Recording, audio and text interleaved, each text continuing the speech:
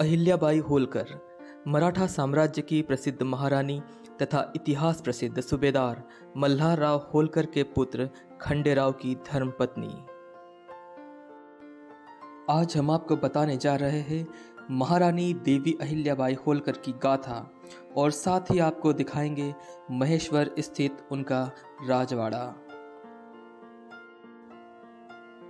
तो आइए जानते हैं महारानी देवी अहिल्याबाई होलकर के जीवन की अनसुनी और रोचक कहानी।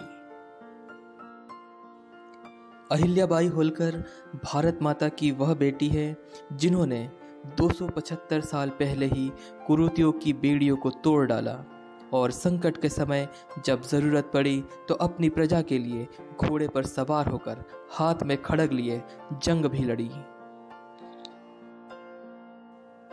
होलकर साम्राज्य की महारानी अहिल्याबाई होलकर भारतीय इतिहास की कुशल महिला शासकों में से एक रही है।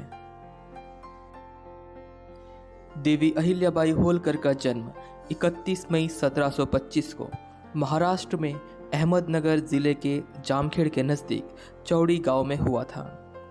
अहिल्याबाई होलकर का शुरुआती जीवन बड़ी कठिनाइयों से गुजरा। उनके पिता मनखोजी शिंदे बीड़ जिले के रहने वाले एक सम्मानित परिवार से संबंध रखते थे। अहिल्याबाई कभी स्कूल नहीं गई थी। उन्हें उनके पिता ने ही पढ़ना और लिखना सिखाया था।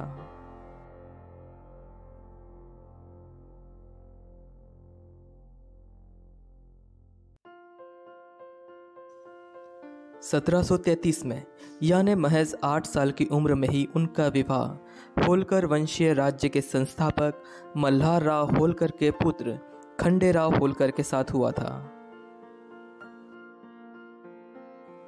लेकिन 1754 में खंडेराव होलकर कुंभार के युद्ध के दौरान वीरगति को प्राप्त हो गए। तब अहिल्याबाई की उम्र मात्र 21 वर्ष की थी और उस समय की प्रथा के अनुसार पति की मौत के बाद पत्नी को सती होना पड़ता था। लेकिन अहिल्याबाई ने इस कुप्रथा का विरोध किया और सती होने से इनकार कर दिया। इसके बाद 1766 में मल्हारराव होलकर भी दुनिया को छोड़कर चले गए।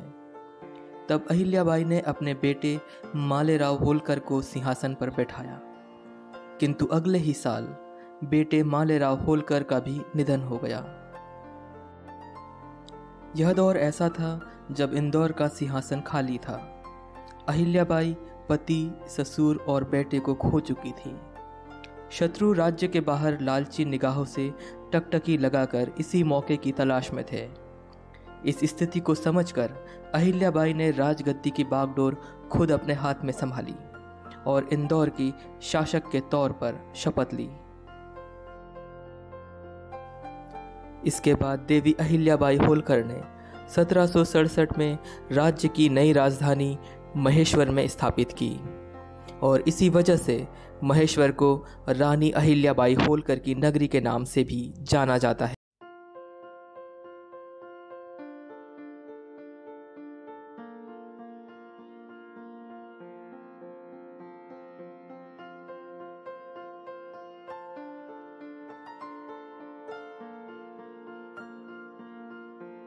महेश्वर स्थित अहिल्या महल 16वीं शताब्दी के प्राचीरों पर बना है।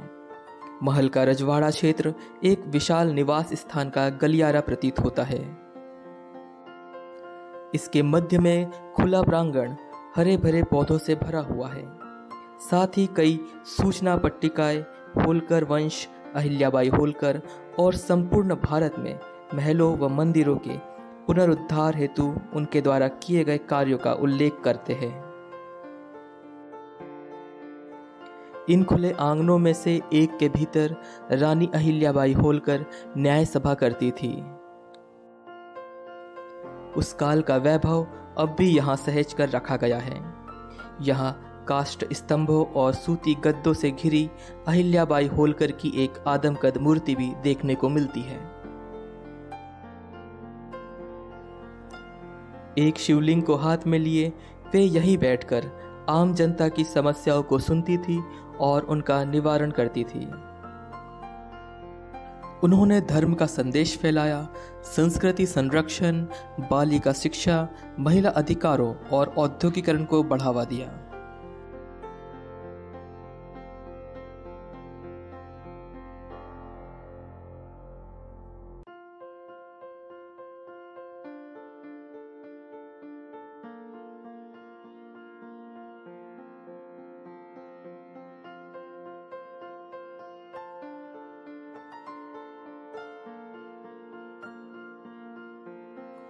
राजवाड़े के परिसर में अहिल्याबाई की एक पालकी है और प्रत्येक सोमवार को बड़ी धूमधाम से शोभा यात्रा भी निकाली जाती है।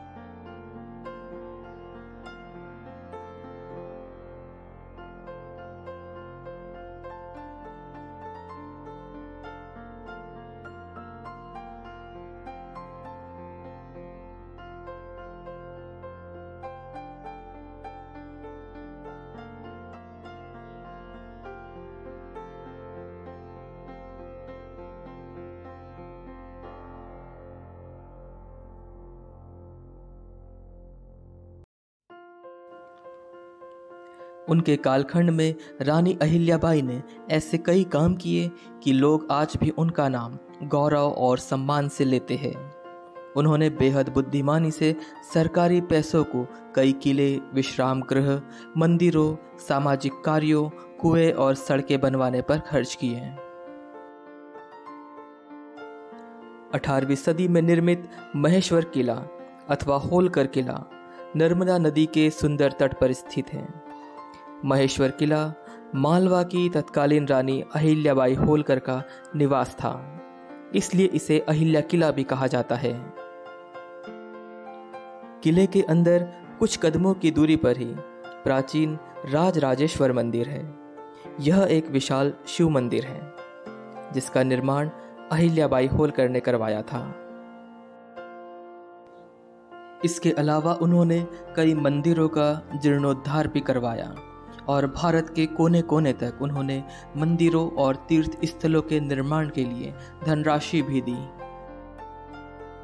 कुल मिलाकर वे अपने राज्य के प्रशासन में बड़ी खूबी से सफल रही।